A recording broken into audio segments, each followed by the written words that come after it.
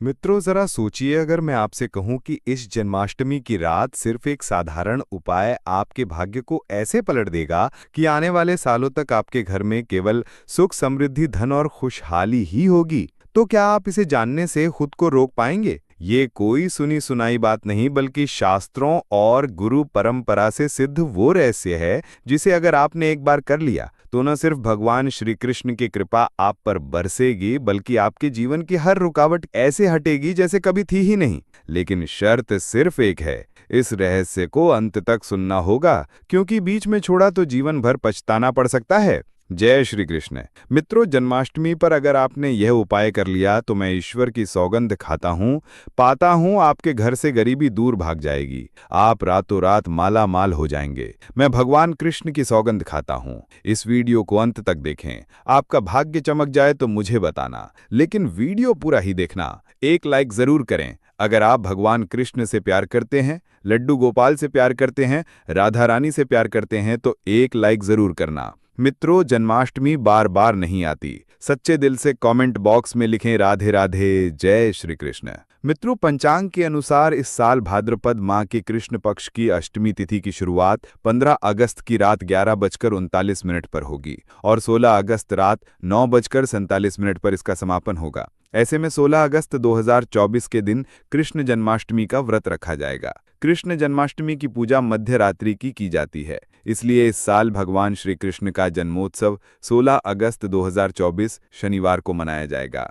मित्रों, चलिए जानते हैं जन्माष्टमी पर श्री कृष्ण की जन्म कथा। मित्रों, जन्माष्टमी की ये कथा चुपके से भी सुनने से समस्त तकलीफें, बीमारियां सब समाप्त हो जाती हैं और पितृदोष, मंगल दोष, काल सर्प दोष, शनि दोष तुरंत ठीक हो जाते हैं। और मित्रों, इस कथा को बीच में नहीं छोड़ी जाती, इसीलिए इस कथा को बीच में न छोड़ें, पूरी अवश्य सुनें। मित्रों, पौराणिक कथाओं के अनुसार भाद्रपद माह के कृष्ण पक्ष की अष्टमी तिथि को भगवान कृष्ण ने माता देवकी की 8वीं संतान के रूप में जन्म लिया था और कृष्ण जी का जन्म मथुरा में कंस के कारागार में हुआ था। तब माता देवकी राजा कंस की बहन थी। कंस को सत्ता का लालच था। उसने अपने पिता राजा उग्रसेन की राजगद्दी छीनकर उन्हें जेल में बंद कर दिया था और स्वयं को मथुरा का राजा घोषित कर दिया था। राजा कंस अपनी बहन देवकी से बहुत प्रेम करते थे। उन्होंने अपनी बहन का विवाह वासुदेव से कराया था। लेकिन जब वो माँ देवकी को विदा कर रहा था, तभी एक आकाशवाणी हुई कि देवकी का 8वां पुत्र कंस की मौत का कारण बनेगा। ये सुनकर कंस डर गया।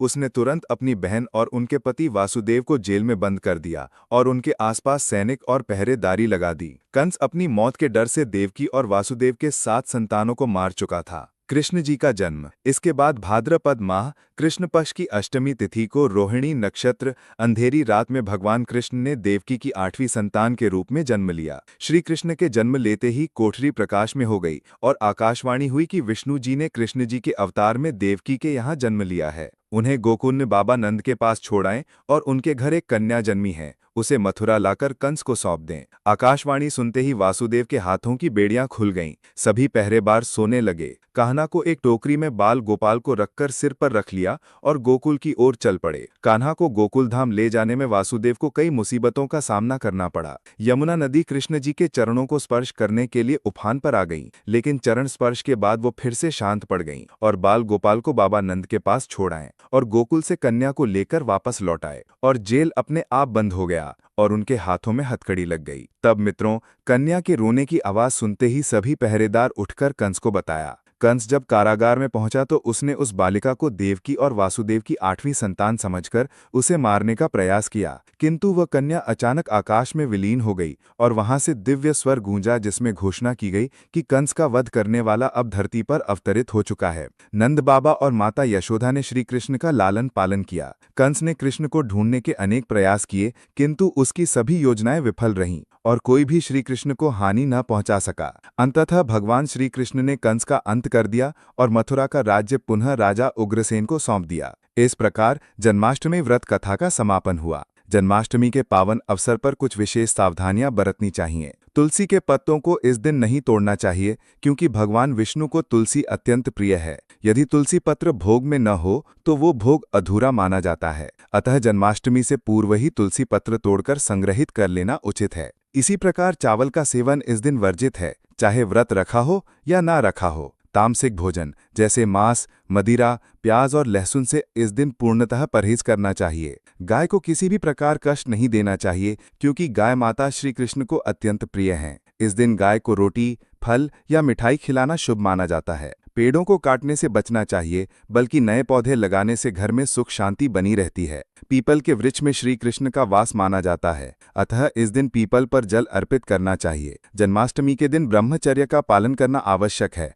पति पत्नी को इस दिन संयम बरतना चाहिए। जो दंपति इस नियम का पालन करते हैं उन्हें सुंदर और सुशील संतान की प्राप्ति होती है। व्रत रखने वाले मित्रों को रात्रि 12 बजे के बाद ही व्रत खोलना चाहिए, अन्यथा पूजा का पूर्ण फल प्राप्त नहीं होता। जन्माष्टमी पर विशेष मंत्रों का जाप करने से धन समृद्धि की प्राप्ति होती है। हरे कृष्ण कृष्ण कृष्ण हरे हरे, हरे राम राम राम हरे हरे मंत्र का 21 या 108 बार जाप करना शुभ माना जाता है। स्त्रियों द्वारा लड्डू गोपाल को झूला झुलाने से संतान सुख की प्राप्ति होती है। इस दिन मोरपंख और बांसुरी की पूजा का विशेष महत्व है। जन्माष्टमी पर दान का विशेष महत्व है। नमक, लाल मिर्च, चावल, उड़द दाल, आटा, काले तिल और जल से युक्त एक थैली किसी गरीब को दान करने से घर में लक्ष्मी का वास होता है। इस दिन सोने चांदी की खरीदारी भी शुभ मानी जाती है। लड्डू गोपाल की पूजा विधि। श्री कृष्ण की मूर्ति को दूध, दही, घी, शहद और गंगा जल से स्नान कराएं। नए वस्त्र और आभूषण पहनाएं।